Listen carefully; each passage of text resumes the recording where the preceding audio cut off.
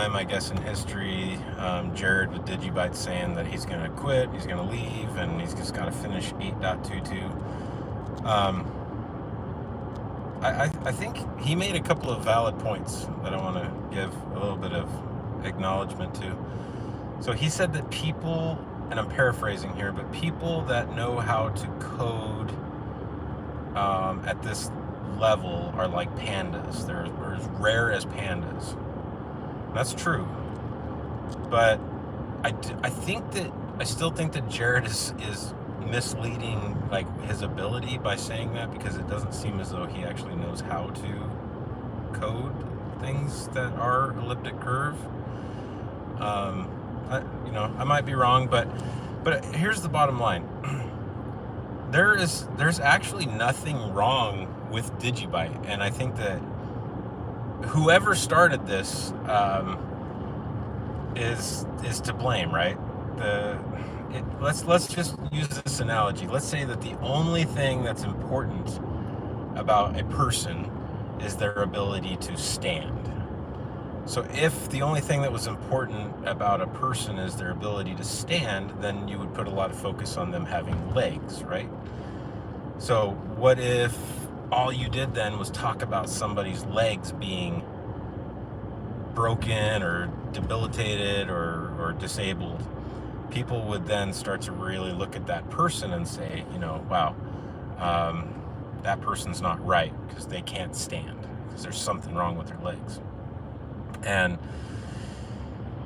let's now translate that over to how it relates to DigiByte. So everything with every layer 1 coin is really relies on its core and the things that are happening at the core level. So the core wallet, which is what I've heard a lot of talk about with this 8.22 and 17 or 7. Whatever's going on. Okay, and the truth of the matter is that everybody's basically saying this coin can't stand, there's something wrong with its legs, because they keep talking about this problem that they themselves don't even know what they're talking about with the core. And in reality, the core is working, it's functional, right? Otherwise nothing would work.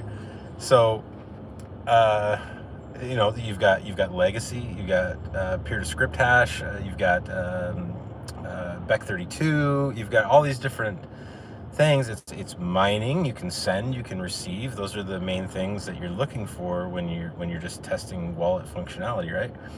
So I don't really understand what the problem has been in order to upgrade and bring it along to 8.22.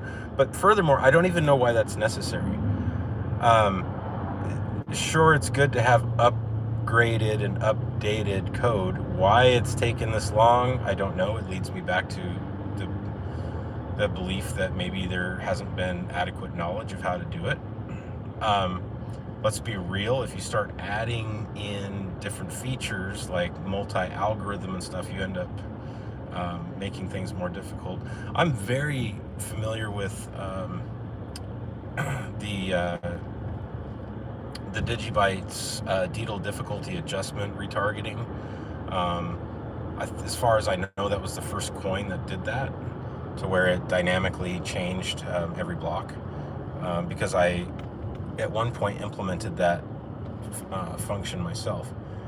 But in any event, there's some sort of a focus on this core stuff, and to Jared's point too, to have a developer to work on it would be expensive. And yes, he's absolutely right. You could command $20,000 a month to work on it, but it doesn't take that long to upgrade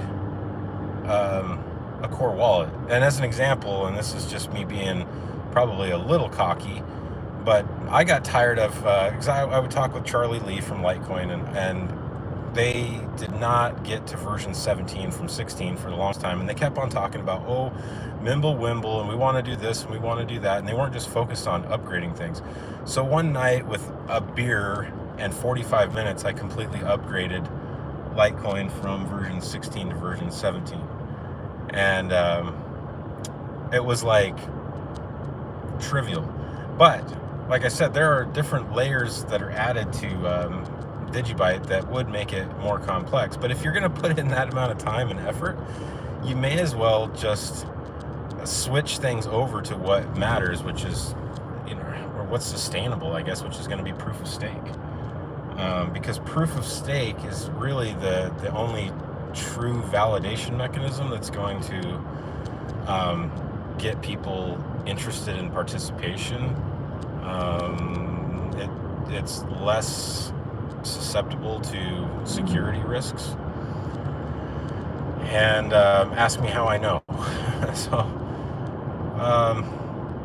look, if Jared wants to, and I've offered this before. This is partly what pisses me off, is that I never heard anything from anyone, including him, about how do you contribute. And the only things that I did hear from people were that they were trying to contribute, but it seemed like anything they tried to do was ignored or shut down or vetoed, or maybe they didn't get credit for the code that they contributed, and so on. So what I'm going to propose here is that, give me access to the GitHub and let's go through it. And when I say access to it, I mean I can make my own fork, and make the proper upgrades, or I can do it on the official, and we can talk through it,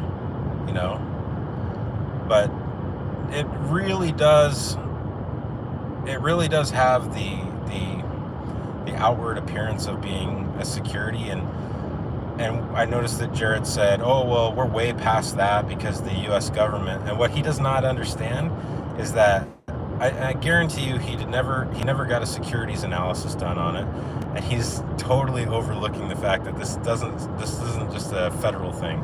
This is a state thing, and he's in the same state as I am.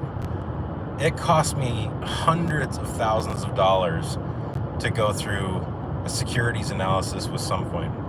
I had the state do an inquiry, which cost me 60 grand just in the first year, and it went on for 3 years. Now, they concluded SumCoin's not a security, but what Jared is really failing to see here is that all it takes is one person from the same state that I'm in, from the Department of Finance, to reach out to you, and there's nothing you can do, because the administrative authority is so broad that they can just start turning your life upside down, like what happened to me, and make your life hell, and really discourage you. So that's why everything that happens with SumCoin is just algorithmic. It works auto-magically, you know what I mean? And the people that build on it, cool. The people that don't, cool. I don't care. But nobody looks to me as being the guy that has to hold it up and whatever else. But everybody looks at Jared as being the guy that has to keep DigiByte going. And when other guys offer help, seems like he vetoes that. Don't know why that is, but anyways, there's some stuff to chew on and think about. And yeah, it's easier just to make a video than it is to text stuff out. I know in a couple of videos past I was kind of an asshole about it, but it pisses me off,